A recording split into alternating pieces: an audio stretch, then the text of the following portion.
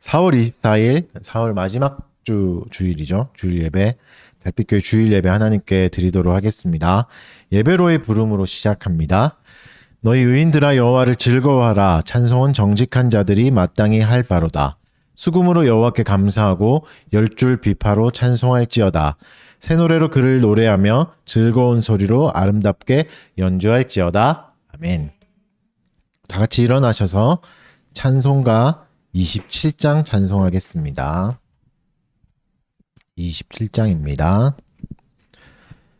빛나고 높은 보좌와 그 위에 앉으신 주 예수 얼굴 영광이 해같이 빛나네. 해같이 빛나네. 지극히 높은 위엄과 한없는 자비름 무천사 소리 합하여 늘 찬소 드리네. 늘 찬소 드리네. 영죽을 나를 살리려 그 영광 떠나서 그 부끄러운 십자가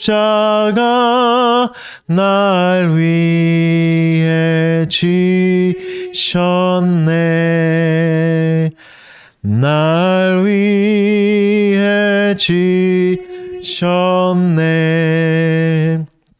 나 이제 생명 있음은 주님의 은혜요. 저 사망 권세 이기니 큰 기쁨 넘치네. 큰 기쁨 넘치네. 주님의 보좌 있는데 천한 몸이 이르러 그 영광 몸소 배울 때 내 기쁨 넘치리. 내 기쁨 넘치리. 아멘. 우리 계속 일어나셔서 사도신경으로 신앙 고백 하도록 하겠습니다. 찬송가 제일 앞에 있는 사도신경 하겠습니다. 전능하사 천지를 만드신 하나님 아버지를 내가 믿사오며 그 외아들 우리 주 예수 그리스도를 믿사오니 이는 성령으로 잉태하사 동정녀 마리아에게 나시고 본디오 빌라도에게 고난을 받으사 십자가에 못 박혀 죽으시고 장사한 지 사흘 만에 죽은 자 가운데서 다시 살아나시며 하늘에 오르사 전능하신 하나님 우편에 앉아 계시다가 저리로서 산 자와 죽은 자를 심판하러 오시리라. 성령을 믿사오며 거룩한 공회와 성도가 서로 교통하는 것과 죄를 사하여 주시는 것과 몸이 다시 사는 것과 영원히 사는 것을 믿사옵나이다. 아멘. 자리에 앉으셔서 교동문 교독하겠습니다. 오늘은 시편 98편입니다. 한 절씩 교독하고 마지막 절은 같이 읽습니다. 새 노래로 여호와께 찬송하라. 그는 기이한 일을 행하사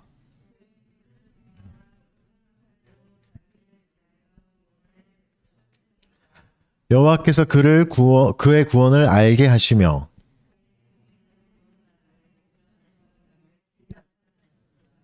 그가 이스라엘의 집에 베푸신 인자와 성실을 기억하셨으므로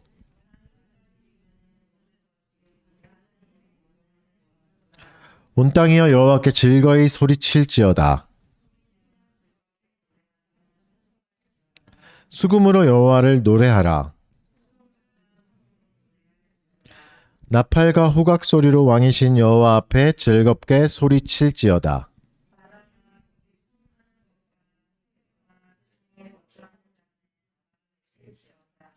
여호와 앞에서 큰 물은 박수할지어다. 산악이 함께 즐겁게 노래할지어다. 아멘. 우리 일어나셔서 이 시간에는 죄의 공적인 고백하는 시간입니다. 일주일간의 삶을 돌아보면서 또 하나님의 율법을 기억하면서 적극적으로 악을 행하였던 것들, 오히려 불순종하였던 것들 있다면 주 앞에 회개하고 우리의 본성적인 죄악을 회개하는 시간 한 1분 정도 갖도록 하겠습니다.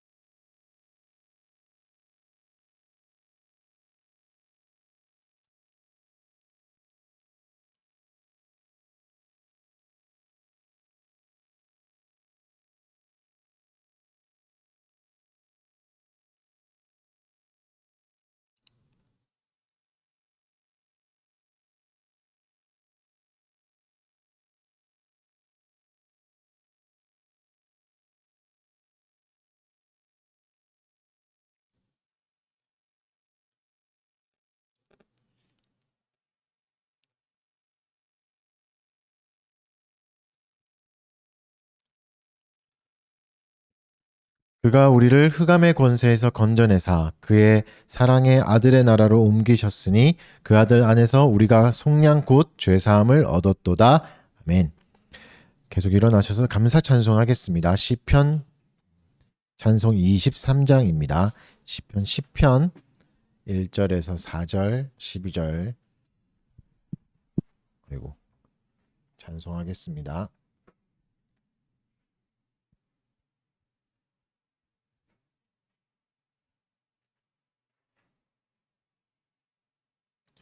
오 여호와여 어찌하여 환난 때에 숨으시며 곤고한 때 어찌하여 멀리서 계시나이까. 주여 악인이 교만하여 가난한 자 핍박하니 저희들로 자기 꾀에 빠지게 하여 주소서. 오 여호와여 악인들이 탐욕을 자랑하오며 여호와를 배반하며 주를 멸시하나이다. 주여 악인은 교만하여 그 마음에 이르기를 하나님이 없다하니 주여 감찰하옵소서. 일어나소서 여호와여, 주의 손을 드옵소서. 주여 잊지 마옵소서. 주여 나를 도우소서. 아멘. 자리에 앉으시고 제가 잠깐 기도하도록 하겠습니다. 사랑하는 주님 감사합니다. 오늘도 주일을 우리에게 허락해 주시고 또 주의 말씀으로 또 성령 하나님의 부르심으로 또 삼위 하나님께 예배할 수 있게 해주신 것 감사합니다. 하나님, 우리의 마음을 정결하게 하여 주시옵고 우리가 또 주 앞에 범죄하였던 것들, 하나님을 사랑하지 못하고 다른 것을 사랑하고 또 이웃을 사랑하지 못하고 섬기지 못하고 오히려 이웃에게 군림하려고 했던 것들, 주여 우리의 마음을 돌아보게 해주시고 하나님, 다시 한 번 더 회개하는 시간 갖게 하여 주시옵소서. 우리의 강팍한 마음을 부드럽게 하여 주셔서 아직도 깨닫지 못하는 죄악들을 깨달아가는 은혜가 있게 하여 주시옵고, 단순히 찔리고 괴로워하는 시간이 아니라 은혜의 하나님께 기대할 수 있는 그런 시간이 되도록 도와주시옵소서. 성령 하나님, 우리의 마음을 주장하여 주십시오. 우리의 생각도 그리고 말도 행동도 하나님에게 합당한 행동이 되게 하여 주시옵고, 하나님을 사랑하는 것들이 우리의 모든 것을 통하여서 잘 나올 수 있게 하여 주시옵소서. 우리의 태도가 날마다 바르게 고쳐지게 하여 주시옵고 아름다워지게 하여 주시옵고, 하나님의 말씀에 더욱더 가까이 갈 수 있는 그런 친절한 이웃이 되도록 우리를 인도하여 주시고 이끌어가 주시옵소서. 특별히 주님, 우리가 속한 나라를 위해 기도드립니다. 병들고 소외된 자들, 고통받는 자들, 어려운 자들, 또 아버지 여러 계층 간의 갈등이 있는 시간들입니다. 하나님, 불쌍히 여겨주시고 서로가 서로를 불쌍히 여길 수 있고 여유를 가질 수 있고 용서해주고 용납해줄 수 있는 나라가 되게 하여 주시옵소서. 또 특별히 연약한 자들을 위한 돌봄들이 나라를 통해 잘 이루어지게 하여 주시옵고, 하나님 그 일을 위해서 우리가 우리에게 주신 권리들 잘 행사하게 하여 주시옵소서. 기도할 뿐만 아니라 정치적인 그런 부분들도 잘 감시하게 하여 주시고 잘 참여하는 바른 시민 되도록 도와주시옵소서. 하나님, 또 교회를 위해 기도드립니다. 이 땅에 있는 주의 몸된 모든 교회들이 그리스도가 머리 되심으로 인하여서 더욱더 정결해지게 하여 주시고 거룩을 사모하게 하여 주시옵고, 정말 하나님의 아름다움을 보여줄 수 있고 신성함을 보여줄 수 있는 교회가 되도록 도와주시옵소서. 그 중에 속한 달빛교회 주님 기억하여 주시옵고, 주의 성례와 또 권징을 은혜롭게 행할 수 있는 준비를 잘 할 수 있는 교회 되게 하여 주시옵고, 머리 대신 그리스도의 통치를 잘 드러내고 또 하나님의 영광을 만방에 잘 드러내는 교회가 되도록 이 교회를 지켜주시고 보호하여 주시옵소서. 교회를 이끌어가는 권석들 한 사람 한 사람 붙잡아 주시고 잘 이끌어갈 수 있도록 지혜와 명철함 주시옵고, 하나님 또 경제적인 것도 허락하여 주셔서 어려움 없도록 도와주시고, 또 하나님 이웃을 잘 섬길 수 있는 정도의 여유로움들이 생길 수 있도록 도와주시옵소서. 달빛교회 교우들을 위해서 기도드립니다. 각 가정들 하나님 기억하여 주시옵고 은혜로운 가정이 되게 하여 주시옵고, 남편과 아내와 남편들 가운데 하나님 함께하여 주셔서 그리스도의 사랑으로 하나가 되고 그리스도의 사랑을 보여줄 수 있는 가장 작은 단위의 모임으로서 본을 보일 수 있게 하여 주시옵고, 하나님 지혜를 더하여 주시고 사랑을 더하여 주시옵고 경제적인 여유의 넉넉함들도 허락하여 주셔서 궁색하지 않고 인색하지 않고 베풀며 살아갈 수 있는 넉넉한 집안들 되게 도와주시옵소서. 일하고 있는 직장인들이 있습니다. 직장에서의 역할들 하나님 함께 해주시옵고, 모든 시간이 고통스럽고 또 괴로울지라도 그것을 넉넉히 이기고 감당할 수 있는 은혜도 허락하여 주셔서 어려울 때 우리를 도우시는 하나님의 은혜가 더 풍성히 누릴 수 있는 직장인들 되도록 도와주시옵소서. 학업 중인 학생도 있습니다. 지혜를 더하여 주시옵고 또 오가는 길 피곤치 않게 지켜주시고 체력도 허락하여 주셔서 이 모든 것들 하나님의 영광을 위해서 잘 준비하게 하여 주시옵고, 또 앞길도 하나님이 하나님이 예비해 주시고 이끌어가 주셔서 두려움 없이 하나님을 의지하면서 하나님 자유함 가운데 모든 걸 잘 실행해 볼 수 있도록 도와주시옵소서. 또 이 시간에 하나님의 말씀을 듣습니다. 우리의 마음을 새롭게 하여 주시고 정결하게 하여 주셔서 또 주님 앞에 또 일상으로 다가오신 예수 그리스도를 누리며 복음을 증거하고 복음을 누리는 우리가 되도록 도와주시옵소서. 감사드리며 예수님 이름으로 기도드립니다. 아멘. 말씀을 보겠습니다. 말씀은 마태복음 5장 33절에서 37절 말씀입니다.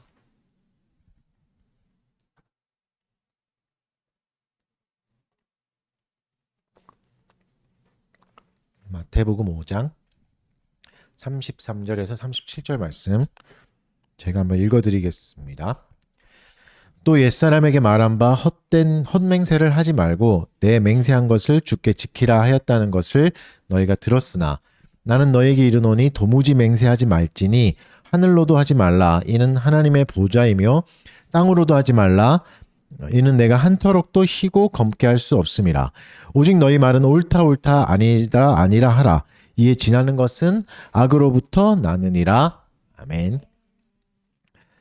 네, 오늘은 마태복음 15번째 시간이죠. 일상을 거룩하게 라는 제목 가지고 말씀 전하도록 하겠습니다. 네, 놀라지 마시고. 네. 우리가 계속해서 이제 마태복음에서 예수님이 하신 말씀을 이제 살펴보고 있죠. 십계명을 적용해 주시고 율법을 해석해 주시는 시간을 보내고 있습니다. 그러니까 예수님의 관점들을 잘 기억하시죠? 어떻게 적용하고 어떻게 해석할 것인가? 그러니까 율법을 어떻게 우리 일상으로 가지고 올 것인가에 대해서 계속 얘기하고 계시는 겁니다. 그래서 율법이 그냥 성경책에 기록돼 있고 박제된 우리의 삶과 상관없는 어딘가에 딴 나라에 있는 그런 존재가 아니라 일상 가까이에 매일 숨 쉬면서 말하고 호흡하고 걸어다니는 그 자리에서 율법을 실천하고 실행할 수 있고 누리고 사용할 수 있게 해주시는 거죠. 그래서 오늘은 맹세하지 말라는 내용의 메시지입니다. 맹세를 하지 말라. 특별히 재밌는 게 이제 오늘부터 나오는 이 뒷부분은 심판의 메시지가 없습니다. 앞부분까지는 다 심판이 있었거든요. 이거 하면 심판받는다, 지옥 간다 이렇게 무섭게 했다면 이 부분들은 이제 심판은 없으나 구체적인 이제 적용이 있는 좀 더 이제 세밀해지는 부분들이겠죠. 덜 중요하다기보다는 일상에 좀 더 가까워지는 또 시간입니다. 그래서 특별히 오늘 맹세하지 말라는 3계명과 9계명이 합쳐져 있는 내용입니다. 요거를 같이 이렇게 생각해 보시면 좋을 것 같아요. 3계명이 뭐죠? 여호와의 이름을 망령되게 부르지 말라. 망령되게 부르지 말라가 3계명이었고 9계명은 거짓 증거하지 말라였죠. 그러니까 이 두 가지를 사실 같은 흐름이 될 수 있습니다. 그 맹세라는 게 요 두 가지를 묶어주는 개념이어서 요 두 가지를 다 설명해 주시는 겁니다. 그러니까 맹세라는 개념 자체가 우리가 맹세를 어릴 때는 많이 하잖아요.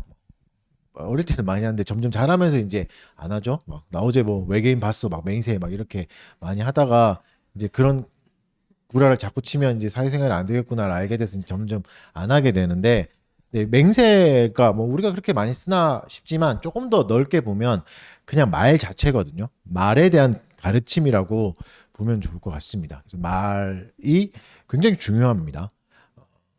그리스도인으로서 하나님의 복음을 누리고 신자가 됐다는 가장 큰 특징 중에 하나가 말이에요. 언어에 대한 부분이고. 왜냐하면 마태복음 우리가 뒤에 가서 12장 부분에 되게 무서운 경고가 나와요.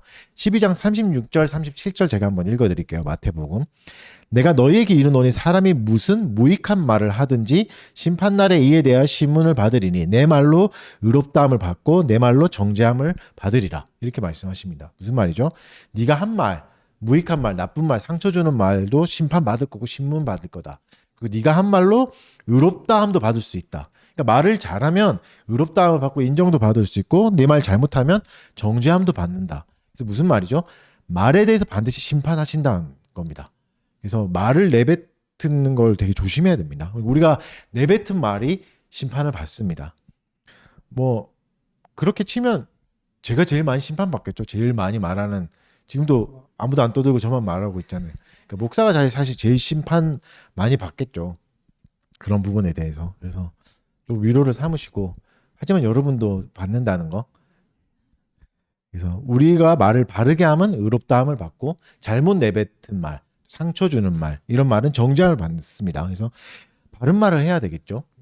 이 계명이 가르쳐 주시는 것을. 그러면 의롭다함을 받을 수 있는 말.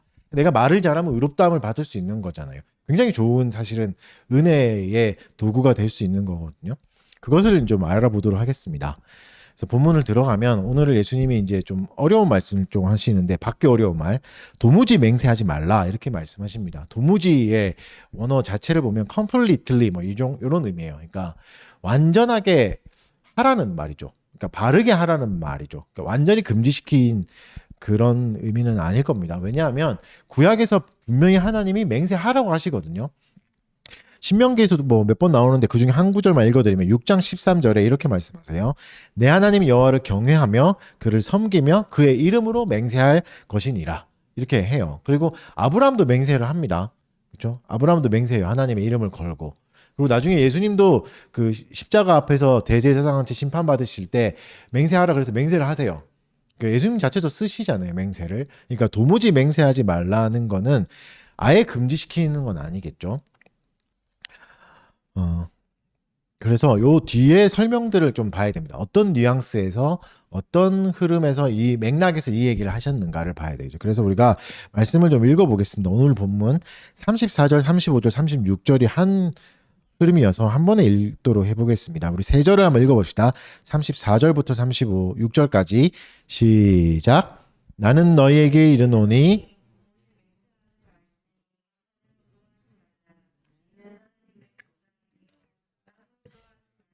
이는 하나님의 발등상이며 예루살렘으로도 하지 말라. 이는 큰 임금의 성이며 내 머리로도 하지 말라. 이는 내가 한터럭도 희고 검게 할 수 없음이라. 맹세할 때 이렇게 하지 말라고 하시죠. 하늘과 땅, 예루살렘, 머리를 걸고 맹세하지 말라. 이렇게 얘기하시죠. 그럼 사람들이 이제 이런 걸 많이 했다는 거 아니겠습니까? 많이 하니까 하지 말라. 근데 왜 이렇게 많이 했을까? 일단은 뭐 그렇게 생각할 수 있겠죠. 하나님을 걸고 맹세하려니까 사실 두렵잖아요. 쉽지 않고 이게 3계명 위반이 될 수 있으니까 하나님과 상관없는 피조물을 가지고 온 거죠. 사실 우리가 이런 거 많이 하잖아요. 어릴 때도 막 엄마 걸고 막 맹세하고 막 이런 거 하는 것처럼 하나님 안 거는 대신 다른 거 거는 거죠. 피조물을 걸면서 이제 맹세를 상습적으로 한 거겠죠. 맹세를 많이 하는 뭐 하나님의 이름으로 안 한 게 뭐 아까도 말했듯이 3계명이 두려워서 그런 것도 있을 수 있고, 또 다른 이유가 뭐겠습니까? 거짓말이기 때문에 또 그런 게 있겠죠. 거짓말을 하고 약간 사기, 과장이 있기 때문에 하나님으로 걸기는 좀 미안하니까, 찔리니까 이런 걸 했겠죠. 그래서 자연을 걸고 했는 건데, 어떤 의도였던지 간에 뭐 상관없이 예수님이 자연을 걸고 하는 맹세도 문제라고 지적하시는 겁니다. 이게 왜 그렇죠? 자연은 일단 하나님과 무관하지 않습니다. 하나님이 베풀어 주신 창조의 세계잖아요. 하나님 거잖아요. 하나님의 소유예요. 그래서 하나님과 무관하지 않습니다. 뭐 한강이 하나님과 무관하지 않은 거죠. 우리가 보는 남산이나 이런 산들이 하나님과 무관하지 않습니다. 그러니까 그렇다고 해서 뭐 자연에도 신성이 있어가지고 자연을 신성하게 숭배해야 된다, 이런 의미는 또 아닙니다. 하지만 자연과 연결돼 있다. 하나님의 영광과, 이거를 이해해야 됩니다. 그래서 본문은 이렇게 설명해 주시죠. 예수님이 하늘은 하나님의 보좌다. 하나님 앉으실 의자다. 이렇게 해줘. 땅은 하나님의 발등상이다. 하나님의 발을 놓으시는 곳이다. 그리고 예루살렘은 큰 임금의 성이다. 이렇게 얘기해 주시고, 머리도 얘기하시는데 머리는 희게도 검게도 너희가 스스로 할 수 없다. 이렇게 얘기하시죠. 그러니까 요약하면 뭐죠? 이 땅의 모든 것이 하나님의 영광이 표시돼 있다. 하나님의 흔적이 다 남아있다라죠. 그래서 그것을 걸고 맹세하는 것도 결국은 하나님의 영광을 걸고 맹세하는 거다. 하나님의 영광을 해치는 일이 된다라고 하죠. 근데 이 중에 머리는 좀 의아하죠. 희게 검게, 이게 뭐지? 뭐 여러분 요새 다 희게 검게 하시잖아요. 염색도 탈색도 난 할 수 있는데 미장원만 가면, 그쪽 카카오 헤어샵만 가면 다 할 수 있는 거 아닙니까? 근데 그런 의미는 아니겠죠. 흰색으로 바꿀 수 있고 뭐 검은색으로 바꿀 수 있고 그런 의미는 아니겠죠. 그 구약을 좀 보면 구약에서는 이제 백발을 뭐라 그러죠? 노인의 영광, 이거 노인의 지혜라고 표시해요. 그리고 검은 머리를 청년의 힘으로 말할 하거든요. 그래서 구약의 해석을 좀 가지고 온다면, 거기에 빗대서 본다면 희게도 검게도 할 수 있다는 것은 머리의 색깔을 마음대로 못 바꾼다, 이런 게 아니라 시간의 의미로 해석할 수 있겠죠. 네가 시간을 되돌릴 수 없고 시간을 앞으로 가게 할 수 없다. 그러니까 노인을 청년으로 돌릴 수 없고 청년이 한순간에 노인의 지혜를 가지고 올 수도 없다. 네가 시간 위에 있지 않다. 그러니까 시간의 지배를 받고 있다.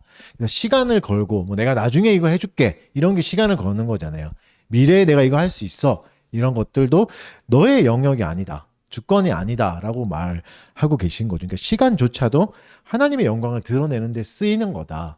너희가 나이가 든거나 어리다고 하는 게 그러니까 청춘을 자랑하지 말라고 하시는 거겠죠. 왜죠? 이것도 하나님이 주신 선물이니까 은사로 받고 잘 사용하면 된다. 노인이 되는 걸 서글퍼하지 마라. 이것도 하나님 주신 은사니까 그때에 맞게 생활하고 되고 지혜를 나눠주면 된다. 이런 말씀으로 받을 수 있겠죠. 좀 나가서 얘기한다면. 아무튼 그래서 모든 피조세계, 시간까지도 시간의 흐름까지도 하나님의 영광과 연결돼 있다. 이렇게 보는 거예요. 그러니까 우리는 호흡하고 있는 모든 게 하나님의 영광과 연결돼 있는 곳에서 살아가고 있는 거죠. 그래서 어떻게 해야 되는 거죠? 합당하게 대우해야 됩니다. 합당하게. 너무 무시해서도 안 되고 자연을 파괴하거나 함부로 써서도 안 되고 반대로 자연을 숭배하거나 달 보고 빌거나 그러면 안 되는 거죠. 어떻죠? 그러니까 하나님을 경외하는 마음으로 자연을 보호하고 아껴줘야 되는 거 되겠죠? 왜냐면 하나님의 영광이 연결되어 있는 구조니까. 그래서 다시 한마디로 정리하자면 은혜는 자연을 배격하는 게 아니라 완성합니다. 이게 제가 한 말이 아니라 토마스 아퀴나스라는 이제 신학자가 한 말입니다. 죽었습니다. 은혜는 자연을 완성시킨다. 배격하지 않는다. 은혜와 자연은 싸우는 게 아니다. 대립하는 게 아니다. 이런 거죠. 그래서 자연 만물에다가 이제 또 맹세를 하고 다시 돌아가서 얘기하자면 그만큼 맹세가 너무 빈번하게 사용된 거죠. 이런 빈번한 맹세가 뭐가 안 좋을까요? 어떤 악한 게 나왔을까요? 어떤 게 생기는 거냐면 결국 하나님을 경외하는 마음을 약화시켜 버리는 거죠. 함부로 하는 거죠. 하나님 이름을 함부로 막 부른다거나 이렇게 하거나 하나님 그림 너무 막 그리고 하지 말라는 거 막 하다 보면 하나님을 경외하는 마음이 약화됩니다. 그래서 뭐 우리가 안 좋은 뭐 CCM들 중에도 그런 거 많잖아요. 하나님 되게 약한 비련의 요주인공으로 막 약화시키는 게 오히려 경외함을 잃게 만듭니다. 하나님이 우리 구원 못해서 어쩔 줄 몰라서 막 이러는 분처럼 막 만들어버리는 이런 것들이 있잖아요. 그런 것처럼 이제 습관적인 맹세, 빈번한 맹세가 경외함을 약화시키죠. 그러니까 하나님을 소중히 여기지 않게 되는 거죠. 소중히 여겨야 될 하나님을 소중하게 여기지 않는 거죠. 습관적인 맹세를 조심하십시오. 이걸 우리의 언어 생활에 적용해 보면 언어의 습관을 조심해야 되는 거죠. 우리가 말하는 것들도 조심해야 되는 거죠. 하나님을 경외하는가 안 하는가가 말의 태도, 말의 뉘앙스에서도 나올 수 있는 겁니다. 그러니까 하나님을 경외하는데 막 욕을 하는 설교자라고나 하는 거는 사실은 그렇게 썩 맞는 건 아닌 거죠. 그렇죠? 우리가 근데 사실 그런 걸 좀 은근히 좋아하기도 하거든요. 왜냐면 막 내가 욕하고 싶은데 제가 나와서 막 욕해주면 약간 카타르시스가 있잖아요. 그런 게 있어요. 은근히 사람들 안에. 그래서 이제 예전에는 막 욕하는 목사님 이름 같네. 욕하는 목사를 좋아하는 막 이런 사람도 있고 지금도 있잖아요. 그런 사람 있거든요. 막 우리 목사님 막 욕도 해 막 이렇게 하면서 하는데 사실은 그렇게 좋은 추천할 만한 건 아닙니다. 그래서 바른 언어 습관을 가져야 되죠. 제가 잘 못하는 건데 저도 잘 해야 되겠죠. 그래서 이제 그러니까 맹세를 바르게 쓰고 말을 바르게 하는 게 중요합니다. 그 맹세는 뭔가? 맹세는 하나님 주신 수단이거든요. 히브리서 6장 16절에서 이렇게 말씀합니다. 제가 읽어드릴게요.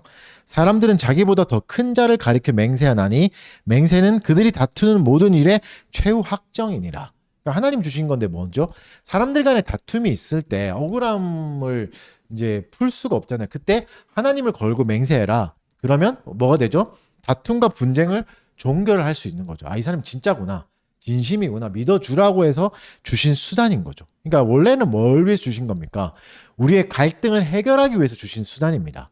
갈등이 있을 때, 네가 오해받을 때, 그럴 때 이 수단을 쓰라. 맹세를 쓰라. 이렇게 하신 거죠. 근데 어떻게 된 거죠? 헛된 맹세들이 이런 좋은 수단을 망쳐버린 겁니다. 그래서 아예 이렇게 그러니까 너무 맹세를 남발하다 보니까 이제는 안 믿는 거죠.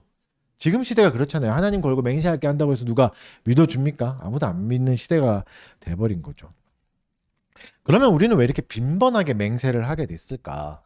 뭐 갈등이 빈번하게 생겨서 그럴 수도 있겠죠. 여러 가지 갈등과 다툼들이 많이 생겨서 이제 그럴 수 있습니다. 근데 다툼과 분쟁이 생기는 것은 이 땅에 사는 동안에 막을 수 없습니다. 아무리 사랑해서 절절하게 사랑해서 결혼한 부부들도 다퉈요. 그렇죠? 그런데 그런 조건도 없이 사랑도 없이 그냥 일상에서 만나게 되는 사람들, 뭐 직장에서 만나거나 뭐 손님과 고객과 뭐 사장 뭐 이런 존재로 만나는 사람에게 다툼과 분쟁이 생기는 건 당연한 거 아니겠습니까? 그게 당연히 생겨요. 왜죠? 우리의 의사소통도 한계가 있거든요. 카톡도 마찬가지죠. 카톡으로 문자로 보낼 때 이 사람의 뉘앙스를 잘 모르죠. 또 한국어는 또 뉘앙스가 되게 중요하잖아요. 잘한다 이런 거 잘한다 완전 똑같은 단어인데 다르죠 완전히. 그런 것처럼 뉘앙스가 있다 보니까 의사소통에 한계가 있다 보니까 오해도 생기고 갈등은 일어나긴 마련입니다. 그래서 다툼과 분쟁을 아예 없애려고 해서 하면 결국 어떻게 되냐면 대화를 안 하는 게 제일 나은 거죠. 사람을 안 만나게 되는 그 사회에서 벗어나서 살 수밖에 없게 되는 겁니다. 혼자 사는 것밖에 없겠죠. 근데 그런 삶을 하나님이 원하시는 게 아닙니다. 우리끼리만 의사소통 되는 사람끼리만 살자 이렇게 됐다면 그럴 거였으면 애초에 지금 예수님이 이렇게 율법을 자세하게 일상에 빗대서 해석해 주시지 않았겠죠. 그냥 너희 다 수도원 들어가서 살아라. 세상에서 나가지 말고 너희들끼리 자급자족하면서 그렇게 살면 되잖아요. 그리스도인들끼리. 그렇게 안 되니까 율법의 일상화를 해 주신 거 아닙니까? 그래서 일상으로 나가야 됩니다. 그래서 대화를 단절하거나 우리가 자꾸 싸움이 나니까 회의하지 말자 이런 거는 안 좋은 방법인 거죠. 그렇죠? 그래서 다툼과 분쟁이 아예 일어나지 않게 막는 것보다 이걸 잘 해결하는 방법을 익혀야 되는 거죠. 이거를 하라고 주신 거죠. 그러려면 하나님이 주신 수단을 잘 사용해야 됩니다. 맹세에 대해서 조금 더 얘기하면 맹세는 하나님께만 속해 있는 특권을 우리에게 순간 가져오는 겁니다. 하나님이 이거 맞아. 하나님이 알고 계셔서 내 권위가 아니라 하나님의 권위를 가져와서 나의 진실됨을 증명하는 거잖아요. 그래서 뭐가 생기냐면 힘이 생겨요. 하나님을 끌고 오니까. 그죠? 이 힘이 위험할 수 있습니다. 이 힘을 잘 써야 됩니다. 모든 힘은 위험할 수 있거든요. 어떤 힘이든지. 이 힘으로 다툼과 분쟁만 없애려고 하면 폭력이 될 수 있습니다. 억압이 될 수 있죠. 어떻게 해야 되죠? 그래서 상대를 배려해야 됩니다. 상대를 배려하지 않고 자기의 주장만 관철시키는 게 목적이라면 맹세는 잘못 사용하는 겁니다. 내가 맞아. 내가 옳아. 성경에 이렇게 써 있어. 이거잖아요. 그러면 대화가 뚝 끊어져 버리잖아요. 그럼 뭐가 되죠? 상대를 억압하는 도구가 되는 겁니다. 상대를 상처 주는 거죠. 이런 마음을 조심해야 됩니다. 그러니까 내가 가진 진실, 내가 가지고 있는 진리로 상대를 누르고 어떤 힘이라도 큰 힘이라도 빌려와서 나의 의견과 주장을 관철시키려는 마음, 이걸 지적하고 계신 겁니다. 이 마음을 다스려야 되는 거죠. 우리는 일상에서 이런 걸 많이 하죠. 상대를 누르기 위해서 여러 가지를 다 가져옵니다. 우리나라에서는 나이로 누르기도 하죠. 내가 너보다 나이가 몇 살이야? 너 몇 살이야? 막 이렇게 묻고 돈이 더 많다거나 내가 더 부자야. 내가 더 경험이 많아. 내가 뭐 직위가 높아. 내가 더 외모도 그래요. 내가 더 예뻐. 내가 더 멋있어. 내가 더 키 커. 내가 더 덩치 커. 이런 것도 가져오죠. 그리고 실력도 내가 가지고 있는 실력. 너는 뭐 이거 못하잖아. 이걸로 누르는 거죠. 상대를 누르는 게 쓰게 되는 거죠. 이런 것들이 여러분 다 하나님 주신 겁니다. 하나님이 주신 거죠. 그래서 이것들을 함부로 사용해서는 안 됩니다. 맹세를 통해서 하나님이 힘을 주시는 거거든요. 그 힘도 함부로 사용해서는 안 됩니다. 나의 옳음을 증명하는 거에 위해서 사용은 해야 되겠지만 이걸 통해서 상대를 누르거나 굴복시키는 게 목적이 되면 안 되는 거죠. 상대는 어떻습니까? 이웃을 자꾸 굴복시켜야 되는 대상, 저들보다 내가 탁월해야 되고 나아야 된다는 대상으로 인식하시면 안 됩니다.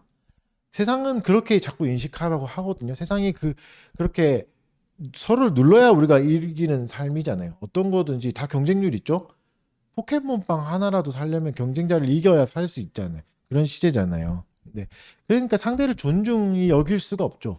줄 서 있으면 나를 방해하는 앞에 있는 사람들 밖에는 안 되고 상대를 존귀하게 여겨줄 수 있는 대상이 안 되는 겁니다.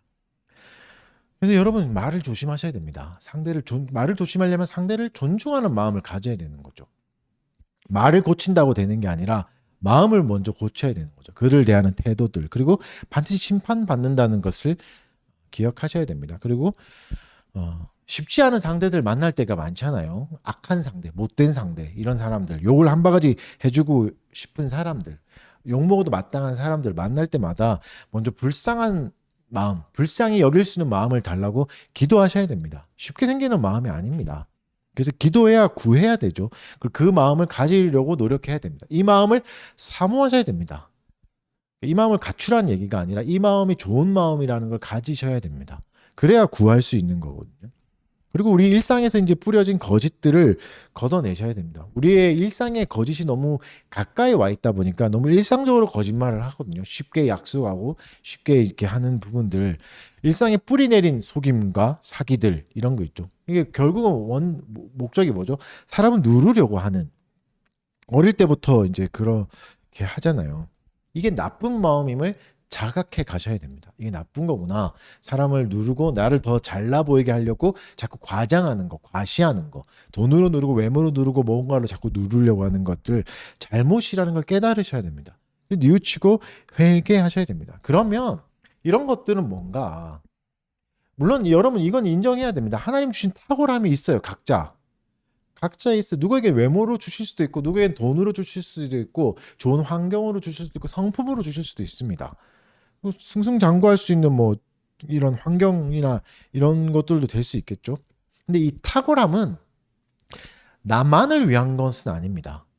나만을 위한 게 아니라 왜 주시는 거죠? 섬기라고 주시는 겁니다. 이것을 통해서 섬겨야 됩니다. 그러니까 젊음도 탁월함입니다. 젊음도. 노인보다 빠르잖아요. 빠르게 달려갈 수 있고 재빠르잖아요. 그건 뭐죠? 노인을 억압하라고 주시는 게 아닌 거죠. 섬기라는 거죠. 이거 자꾸 갈등의 흐름으로 흘러가면 안 되는 거죠. 그러니까 노인의 지혜도 그렇죠. 노인이 됐을 때, 나만 노인이 되고 있네.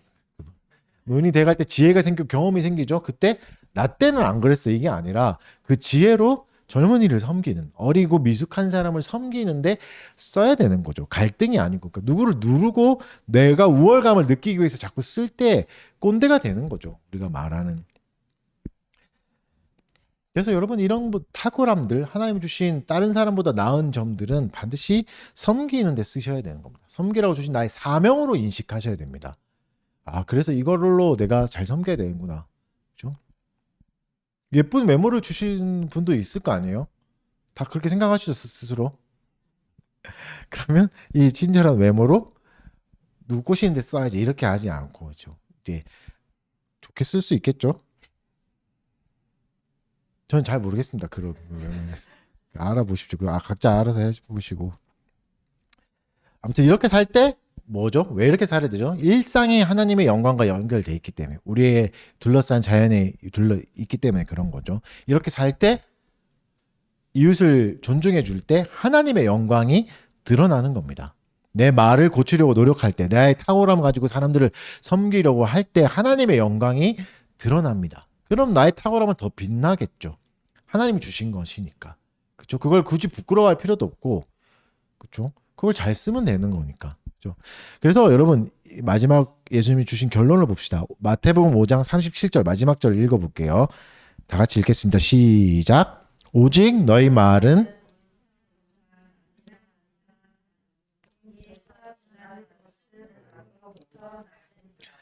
옳다 아니다 이렇게 해라. 옳은 건 옳다, 아닌 건 아닌 거 하라. 이거보다 지나치는 것 넘어가면 그건 다 악으로부터 나오는 거다. 거짓말이다. 과하게 하거나 거짓말하거나 꾸미거나, 그렇죠? 이런 거 하는 건 아니다, 이렇게 말하죠. 무슨 말이죠? 단순하고 간결한 말이 돼야 된다는 거죠. 서로에게 진실되고 정직하게 행해야 된다고 하는 거죠. 아까도 말했듯이 그러려면 뭐가 있어야 된다고요? 타인을 배려하는 마음을 장착해야 됩니다. 그래야 우리 말이 간결해집니다. 타인을 속이려고 할 때 말이 길어지잖아요. 여러 가지 말하고 뭐 변명도 하게 되고 꾸미게 하는 거죠. 결국 그 안에는 타인을 소중히 여기는 마음이 없는 거죠. 소박하고 정결한 삶은 여기서 나오는 겁니다. 사람들이 나의 정직성을 확신할 수 있게 보여줘야 되는 거죠. 학습시켜줘야 되는 거죠. 여러분, 세상에 있는 모든 것들은 다 가르친다고 배울 수 있는 게 아니에요. 학습되어야 되는 게 있습니다. 학습되어야 되는, 이게 무슨 말이냐면 누가 가르쳐 주는 게 아니라 스스로 익혀야 되는 것들. 그 중에 하나가 뭐냐면 나의 정직성입니다. 나의 정직성은 내가 가르쳐 준다고 사람들이 배울 수 있는 게 아니에요. 내가 정직한 사람이에요. 나는 진실하게 말해요가 아니라 어떻게 되죠? 학습되어야 되는 겁니다. 무슨 말인지 아시겠습니까? 학습된다는 건 뭐죠? 그럼 나의 일상의 삶에서 진실성이 나와야 되죠. 아, 저 사람은 보니까 거짓말 안 하는 사람이네 라고 학습되어야 되는 거죠. 그러니까 평소에 나의 정직함들, 작은 것도 거짓말 하지 않는 노력들이 반드시 전해집니다. 사람들에게 학습되어지는 거죠. 그러면 아까도 말했던 뿌리가 뭐죠? 타인을 억압하지 않으려고 해야 됩니다. 타인을 불쌍히 여겨주고 존중해 줘야 되는 거죠. 저 사람이 내가 내뱉는 거짓을 가지고 살지 않게 해줘야 되는 거죠. 나의 거짓과 저 사람이 함께 살아간다는 걸 잊지 마십시오. 거짓말을 하게 되면 내가 내뱉은 거짓은 내 게 아니지만 이제 그 사람이 가져가게 되는 거죠. 너무 문학적 표현이어서 이과드는 힘들죠. 진실한 삶은 이렇게 사는 삶입니다. 진실을 가지고 있는 사람은 또 아까도 말했지만 힘인데 힘이 있기 때문에 교만해질 수 있습니다. 거칠어질 수 있습니다.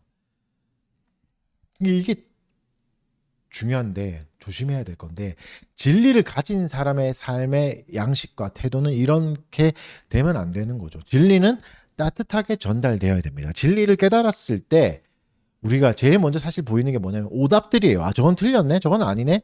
우리가 하나님이 진짜 신이라는 걸 믿었을 때 가짜 신들이 막 보이잖아요. 저건 신이 아니네. 저거는 믿을 게 아니네라고 잘못된 게 보입니다.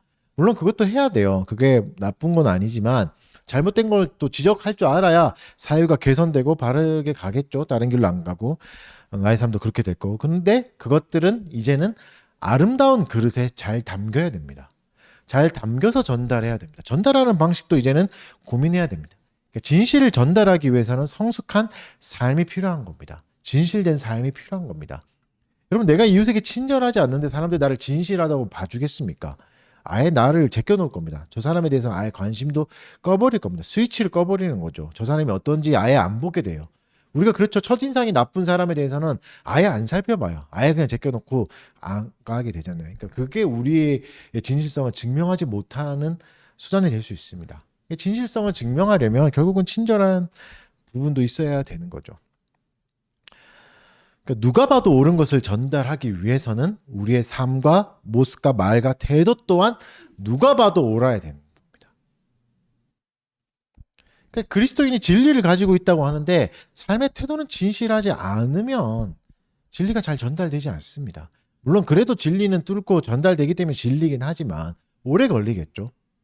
지체되거나 지연되거나 또 나가 아니라 다른 사람을 통해 전달될 수도 있는 거죠. 그래서 우리의 삶은 칭찬받는 삶이 되어야 됩니다. 사람들에게. 그래서 진실된 마음을 가져야 되고 이 진실된 마음은 이웃사랑, 이웃을 섬기고 존중하는 마음에서 오는 것이죠. 그러면 진실된 마음은 어디서 오는가?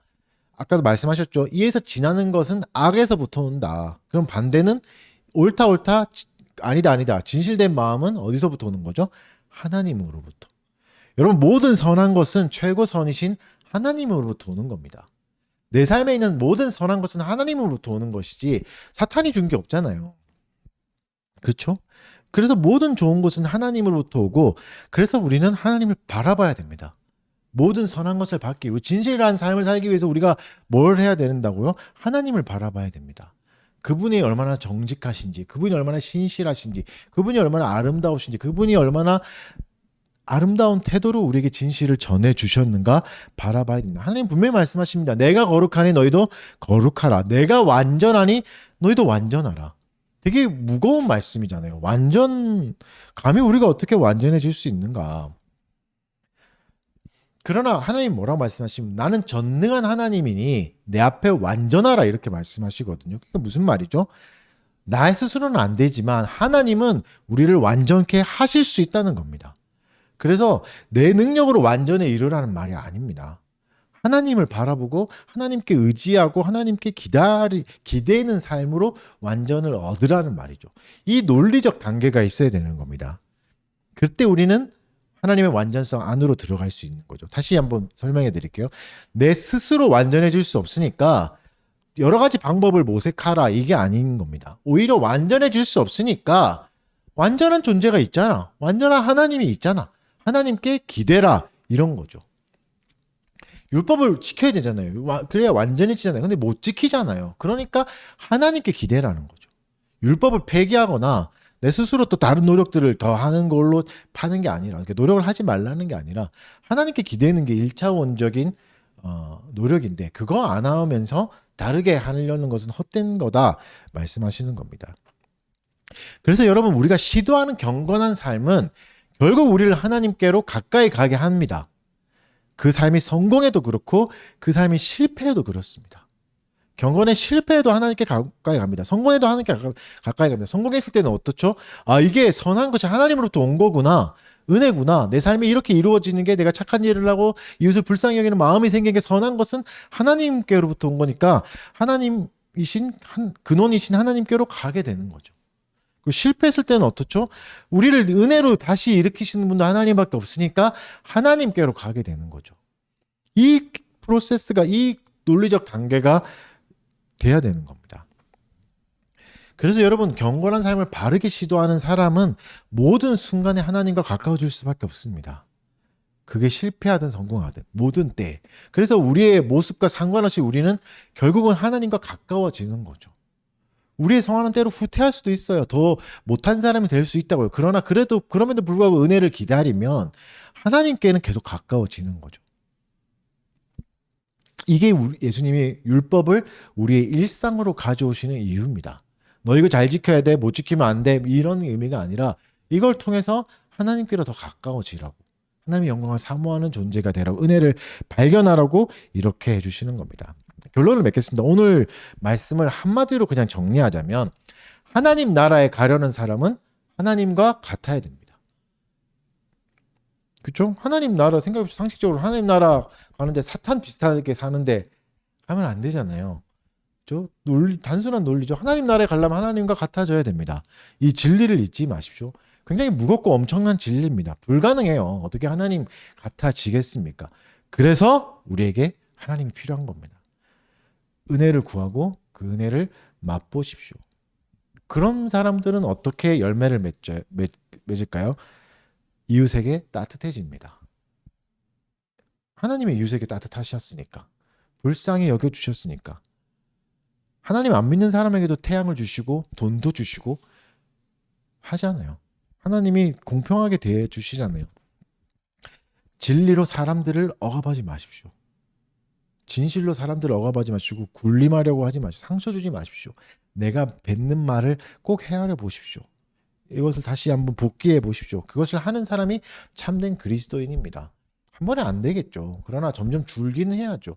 개선의 여지는 있어야 되고 개선의 의지도 있어야 되겠죠. 나아져야 된다는 게 있어야죠. 말과 행함에 있어서 하나님의 완전하심이 나와야 됩니다.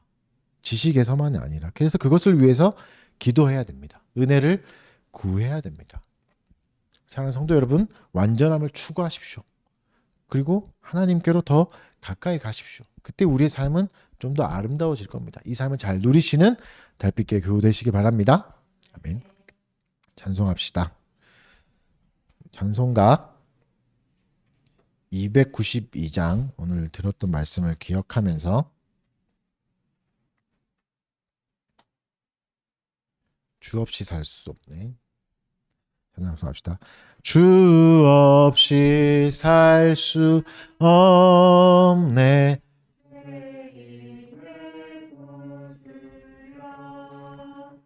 그 귀한 보배 피 날 구속하소서. 구주의 사랑으로 흘리신 보혈이 내 소망 나의 위로 내 영광 됩니다. 주 없이 살 수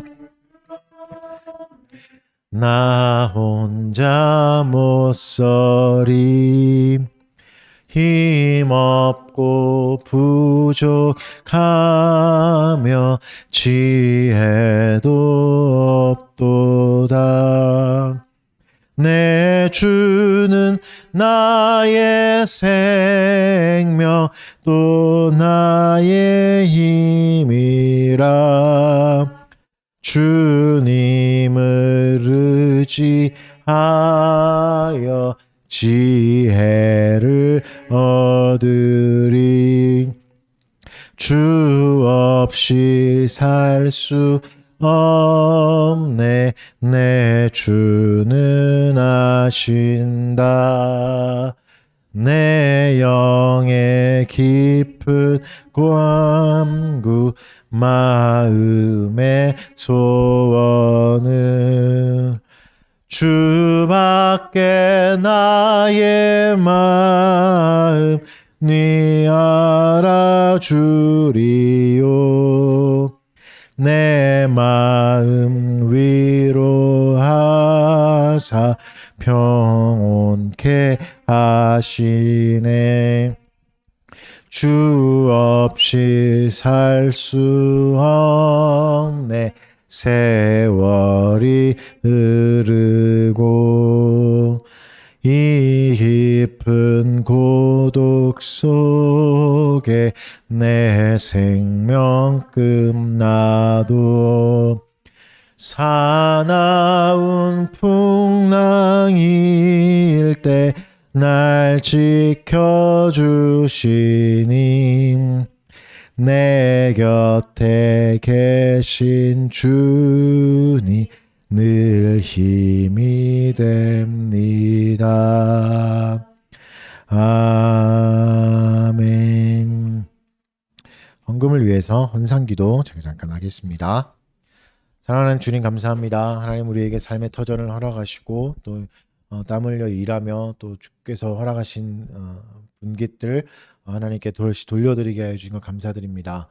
모든 선한 것이 하나님으로부터 온 것임을 고백하는 우리가 되게 하여 주시었고 이것을 또 이웃을 위해서 또 하나님이 주신 자연들을 잘 가꾸는데 잘 사용하게 하여 주시옵소서. 그래서 주의 몸된 교회를 바르게 세우고 또 이웃을 잘 섬기는데 물질들이 잘 사용되는지 우리가 끝까지 잘 감시하고 잘 또 지킬 수 있고 사용할 수 있는 지혜도 우리에게 허락하여 주시옵소서. 수고롭게 일한 지체들에게 위로를 더하여 주시옵고 또 내일부터 시작될 삶 가운데 하나님 함께하여 주셔서 일상으로 가까이 다가오시는 율법이 또 하나님과 더 가까워지고 하나님을 잘 누릴 수 있는 그런 시간들 되도록 도와주시옵소서. 감사드리며 예수님 이름으로 기도드립니다. 자리에 일어나셔서 마지막 강복 선언으로 예배 마치도록 하겠습니다. 주 예수 그리스도의 은혜와 하나님의 사랑과 성령의 교통하심이 너희 무리와 함께 있을지어다. 아멘. 네, 감사합니다. 자리에